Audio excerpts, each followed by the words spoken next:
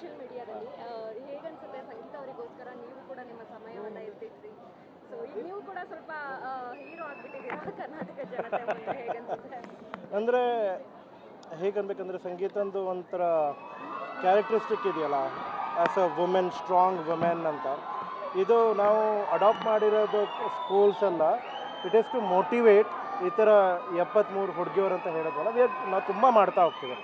ಆ ಆರ್ಟಿನ ಇನ್ಸ್ಪಿರೇಷನ್ ಆಯಿತು. ಒಂದು ಅಯೋಧ್ಯಾದ ಮಾಡಿದ್ದೆ, it was to motivate more people. Creative side ಹೋಗಲಿ, ಸಂಗೀತ ಹೆಂಗೆ ಇನ್ನೂ ಈ ಥರ ಸ್ಟ್ರಾಂಗ್ ಪರ್ಸ್ಪೆಕ್ಟಿವ್ ಇರುತ್ತಲ್ಲ ಇನ್ನೂ ತಳಬೇಕು ಅಂತ. ಆಮೇಲೆ ನಂದು ಸೈಡಲ್ಲಿ ನನ್ನ ಕ್ರಿಯೇಟಿವಿಟಿ ತೋರಿಸ್ಕೊಂಡು ಏನೋ ಚೆನ್ನಾಗಿರುತ್ತೆ. ಇಟ್ ವಾಸ್ ಅ ಬೂಮ್, ಎಲ್ಲರೂ ಸ್ಟಾರ್ಟ್ ಮಾಡಲಿ ಹೆಂಗೆ ಅಂತ.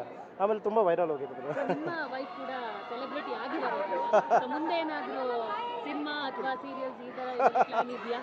ನಾವು ಆ್ಯಕ್ಚುಲಿ ಫ್ಯಾಂಡಮಲ್ಲಿ ಇಷ್ಟೊತ್ತಂಗ ಇರಲೇ ಇಲ್ಲ. ಇದು ಬಿಗ್ ಬಾಸಲ್ಲಿ ಫಸ್ಟ್ ಟೈಮ್ ನಾವು ಇನ್ವಾಲ್ವ್ ಆಗಿದೆ. ನಾವು ನಮ್ಮ ಪೂರ ಕಂಪ್ಲೀಟ್ಲಿ ಔಟ್ ಆಫ್ ಇಟ್. ಇನ್ನೂ ಏನೋ ಹೇಳೋಕ್ಕಾಗಲ್ಲ.